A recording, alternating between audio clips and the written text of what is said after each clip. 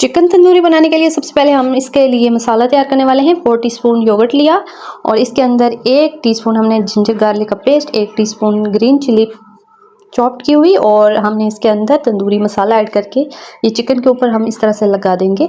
अच्छी तरह से लगाएं ताकि इसके अंदर ये अब्जॉर्ब हो जाए। और फिर अब इसको ग्रिल किया हमने, ऑयल लगाया थोड़ा सा पैन को और फिर हम ग्रिल करेंगे इसको 5 मिनट्स के लिए और फिर इसके ऊपर हम दोबारा से मसाला लगाएंगे।